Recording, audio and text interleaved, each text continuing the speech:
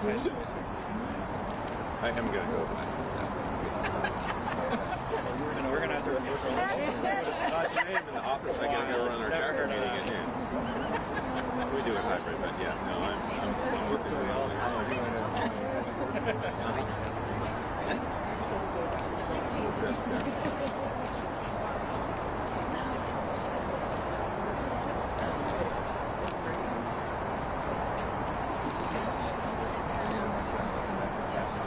yeah, she couldn't be here. She was worried about getting enough of her time.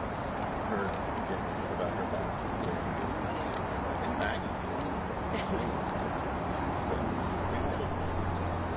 So, there's something about a block street. So, oh, there's Maggie. So there's of course.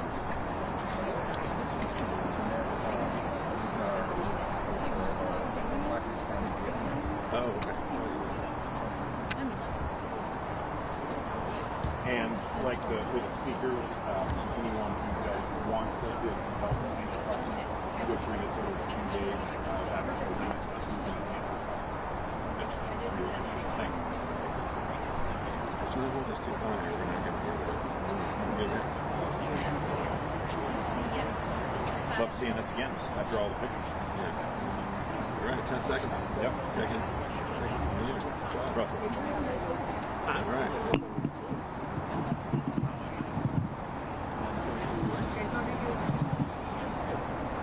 10 o'clock, go ahead. Good morning, everyone. My name is Graham Traynor, and I'm proud to serve as president of the Oregon AFL-CIO, the statewide federation of labor unions representing over 300,000 working people. Thank you for being here today, and I've got a few remarks, and then others will speak, but I first want to acknowledge semblance of the folks that are here with us today: the Oregon Nurses Association, the International Brotherhood of Electrical Workers, the Service Employees International Union, the Oregon Education Association, the Oregon Federation of Nurses and Health Professionals, AFT, the American Federation of Teachers, IATSE, the International Association of Machinists, Jobs with Justice, AFSCME, the National Association of Letter Carriers, Teamsters, Protect 17.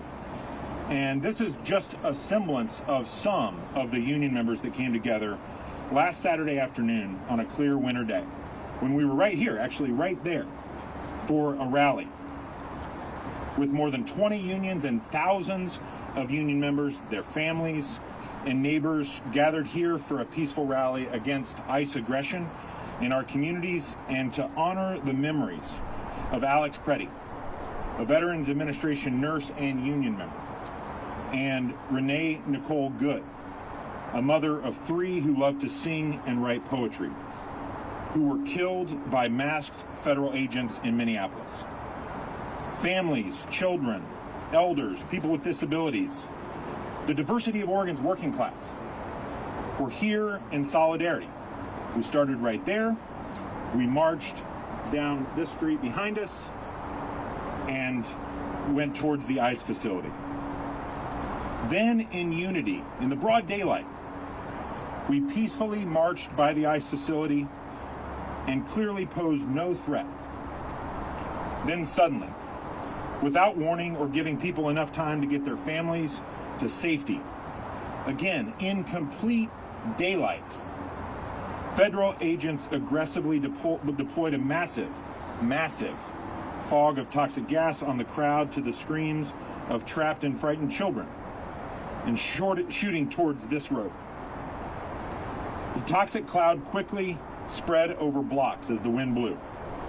And as you've all seen in videos, burning the eyes and rasping the throats of everyone in its path, including children, causing physical and psychological damage.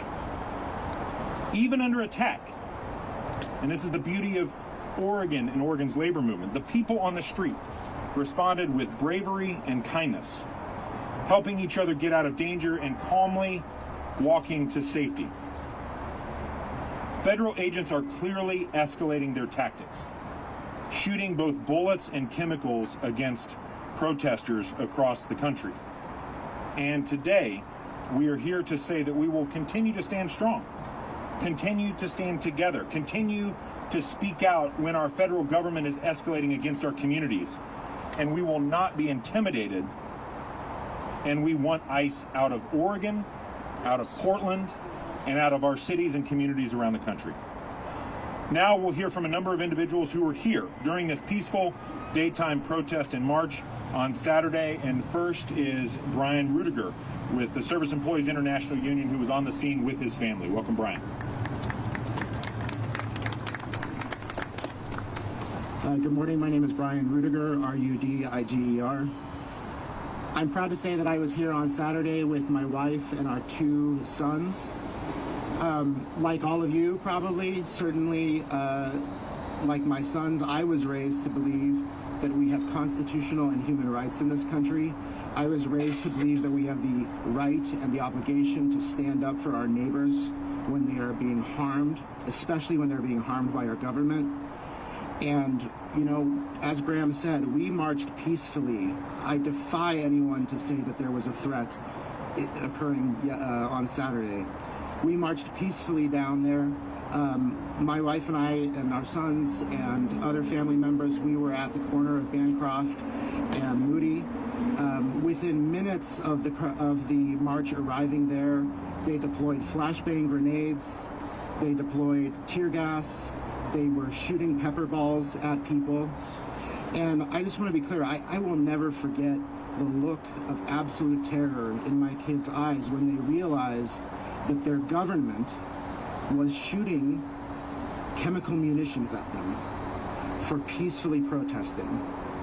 I will never forget my children and I and thousands of people around us gasping for breath, not quite sure if we were going to get another breath. And that was horrifying. No kids should have to put up with that, but kids across this country, innocent people across this country, are putting up with that every single day. The other thing I just want to say is, despite the horror of Saturday, I am so incredibly proud of my sons. I am proud of them for being here. You know, when they were kids and we would talk about being afraid of going to school, being afraid of something, we would talk about bravery. And that bravery is not an absence of fear. Bravery is doing the right thing despite your fear. And yes, we were afraid on Saturday, but we were doing the right thing because my kids are worried about Liam Ramos being abducted on the way to school. My kids are outraged by Maria, a home care worker in Salem, a citizen no less, who's dragged out of her car and beaten up by ICE agents, by thugs. My kids are grieving for Renee Good and for Alex Preddy. So I am proud of them. I am proud of everyone who stood here on Saturday and who's going to keep coming back. To the people who continue to support these actions, I don't really have anything to say to you other than what has happened to your soul to defend these kinds of actions. But what I do want to say is to the Portlanders who are outraged and the Oregonians who are outraged by what you have seen, but who have not yet gotten off the sidelines, now's the time, friends. Now is the time. If murdering citizens on our street, if gassing children, if abducting families is not the time to stand up, when will you stand up? I want to see you out there next time. Thank you. Thank you, Brian. And I know, I think he speaks for many of us when we were proud of the bravery and what we saw with the resilience of Oregon working people and the union movement here in our great state and city. So next up, our speaker will be Sally Jocken, an activist who was peacefully protesting with her community. I'm going to...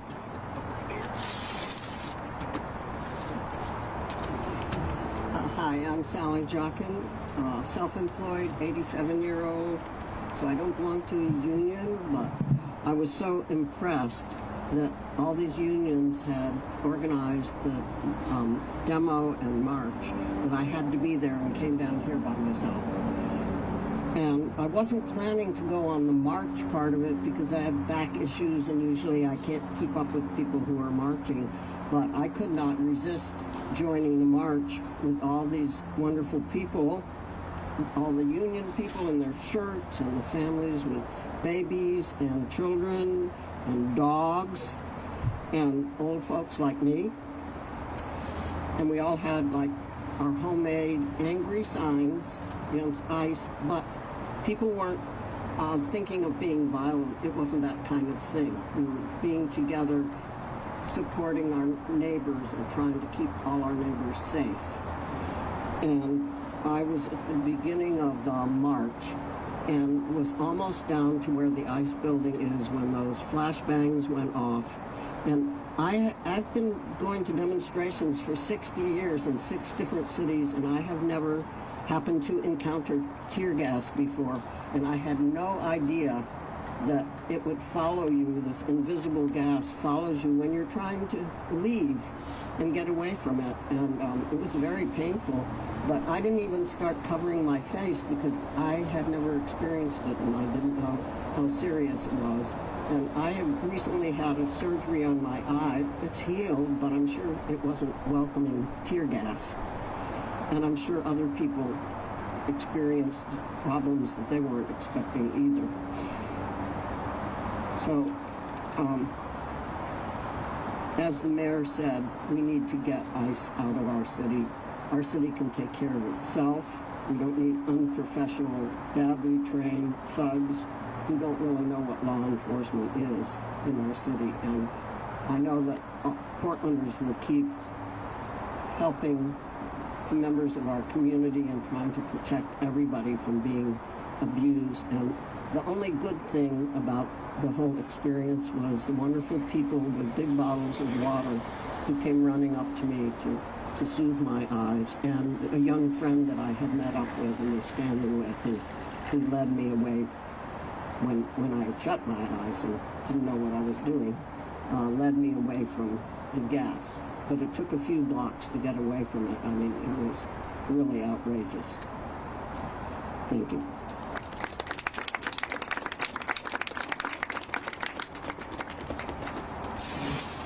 Thank you, Sally. And again, I just want to emphasize for folks that there was zero warning before we experienced what we experienced on the streets behind us today. Our next speaker, Thea Cooper, a PhD student and the Executive Vice President of AFT Oregon. Welcome, Thea.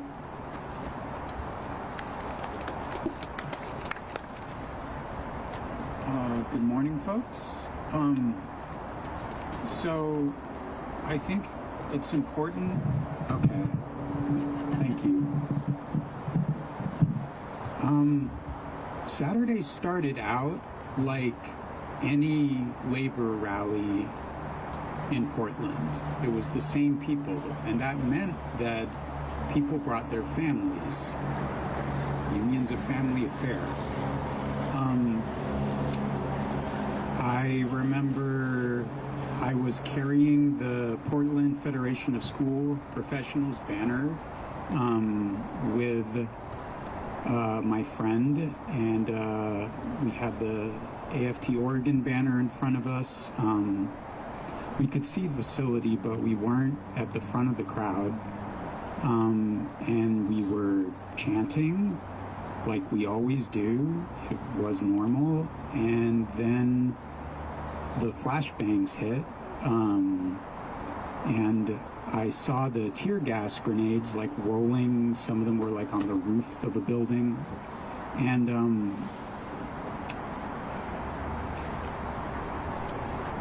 like I remember thinking, like, surely that is smoke.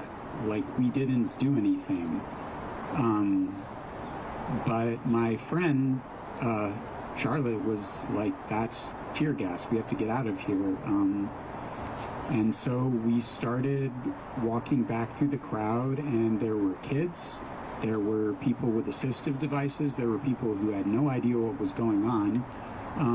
But we held hands, we sort of had, the cloud behind us, and we were running away from it.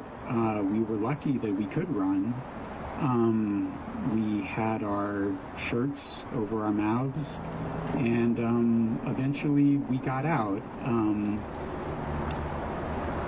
But like a lot of people didn't, and I think the thing that I want to emphasize is just how, we should have expected that to happen, but we did not. We were not prepared for it. It was disproportionate. It was unnecessary. And finally, I just want to say in no uncertain terms that we condemn the use of violence and chemical munitions against protesters exercising their First Amendment rights. We condemn the unlawful, racially motivated detentions of people in our communities. And we'll be back.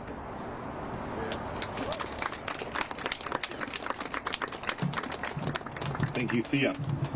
Our next speaker is Lisa Melman, a speech-language pathologist and a member of the Oregon Education Association.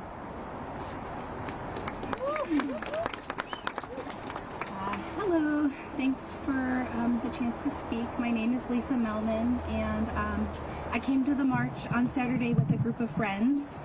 I was surrounded by union families, nurses, home care workers, educators like me.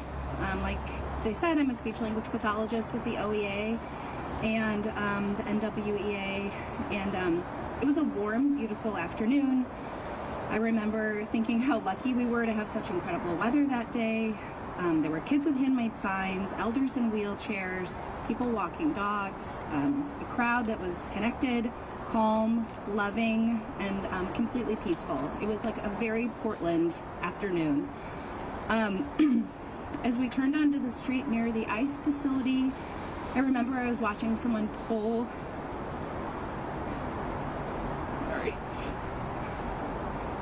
their kids in a wagon in front of me and saying to my friends that I'd wished I'd brought my kid with me. He's almost 4. And I said this was exactly the kind of moment I want him to grow up understanding what solidarity looks like, what it means to show up for each other. And then literally seconds later, I looked up and saw a huge cloud of gas. There was no warning, no announcement, just a sudden, massive, toxic cloud coming towards us. I saw people ahead of us stopping and looking around, and I began smelling it before I could fully register what was happening. I had a sweatshirt that I put over my nose and mouth because my friend told me to. Otherwise, I don't think I would have even had the capacity to make that judgment call. I felt my eyes burning. My friends and I stopped and took in the scene, trying to figure out what to do. The people ahead of us were turning around, stumbling back toward us, coughing, crying, disoriented. We were 2 blocks away from the ICE building at that point. I didn't see anything even close to a threat except for the tear gas that was recklessly deployed by the federal agents. It spread into the side streets, into the crowd, into the families that had no time to react. We saw a young couple near us panicking, and they were trying to get the gas out of their eyes, and we were trying to figure out how to support them, but also felt we had to keep moving because the gas was coming toward us. I think we just carried their stuff. That was the best we could do at that moment. This wasn't crowd control. This was an unprovoked chemical attack on families, on children, on elders. People with disabilities. This was a peaceful march, and it posed no danger to anyone. This is what happens when ICE operates without accountability, without restraint, and without any regard for human life. What I experienced on Saturday changed me. It showed me how truly out of control ICE is and how urgently we need to act. No parent should have to question whether it's safe to teach their children what democracy looks like. No community should be punished for peacefully standing together against violence. So I'm adding my voice to the thousands calling for an immediate halt to ICE operations in Oregon. We deserve safety, we deserve dignity, and we deserve a government that protects families, including our immigrant and refugee neighbors, instead of terrorizing us all. And I want to just thank Monica Weathersby, the Equity Director of OEA, for being here and supporting us, and thank you so much for your time today.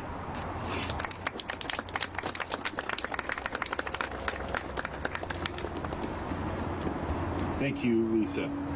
And our final speaker today is Tammy Klene, the fearless president of the Oregon Nurse Association. Welcome, Tammy. Thank you, Graham. Good morning. My name is Tammy Klene, and I'm a recently retired registered nurse and the president of the Oregon Nurses Association. ONA represents more than 24,000 nurses and frontline healthcare professionals across Oregon, and I am proud to be standing here today with so many incredible union leaders. I was here on Saturday, walking side by side with ONA members and our union siblings from across the Oregon labor movement. As nurses, our work is rooted in one simple commitment: to protect health, safety, and human dignity.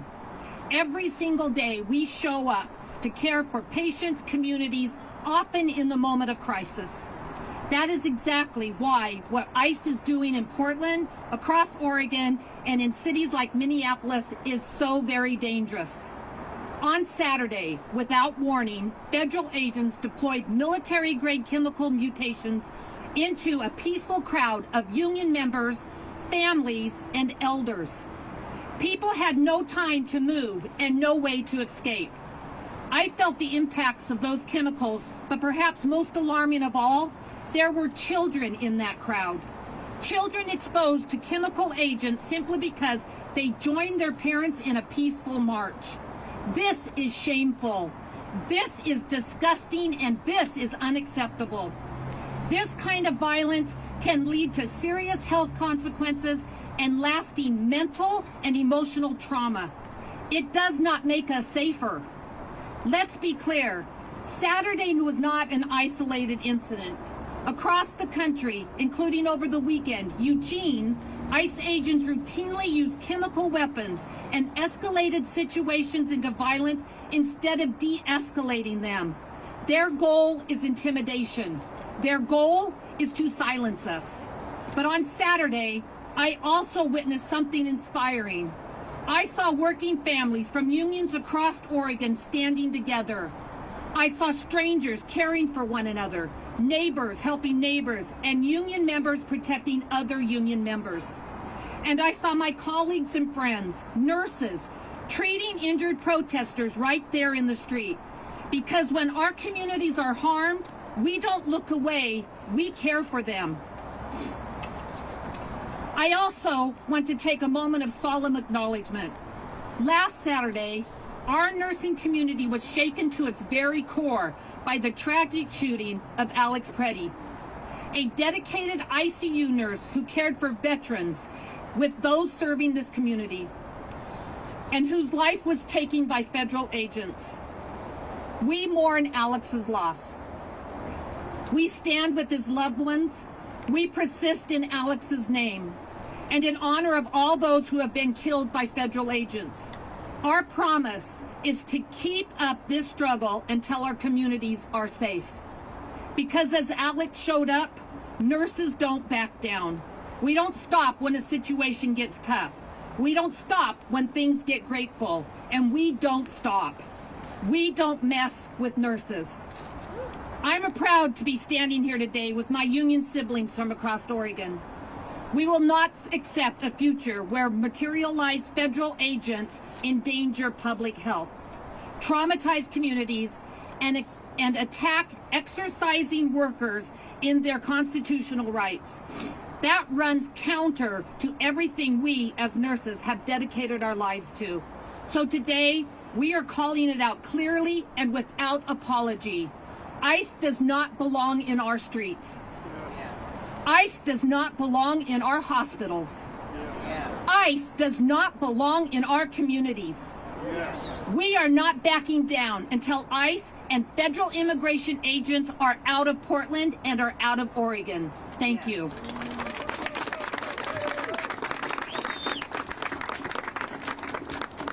That was our final speaker, and I just wanted for a moment have you put yourself in the shoes of Brian and his family and the home care worker that was attacked earlier this week.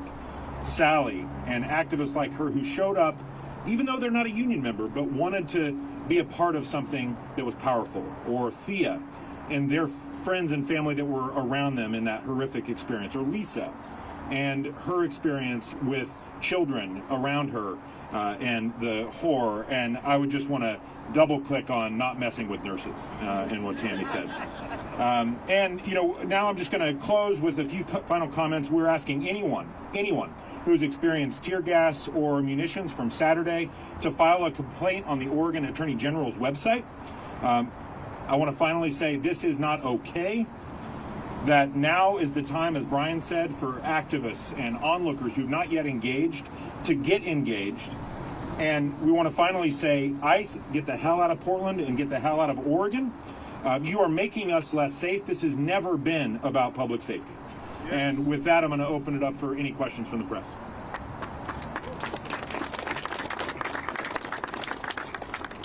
So is this different? Is there a lawsuit that's being filed, or is this a different? There has been a lawsuit filed by the American Civil Liberties Union, and I think a number of organizations are in discussions about that lawsuit. But I'll say that we stand with anyone who is looking to hold DHS and this administration accountable as they escalate in our communities unlawfully. Have you guys a big communication with Portland's police union at all about this? I think some folks have had some conversations, and I will just say that local law enforcement has a job to do, and we know that they're dedicated to upholding our sanctuary status as a city and as a state, and I'll leave it there. The mayor's office issued a statement afterwards.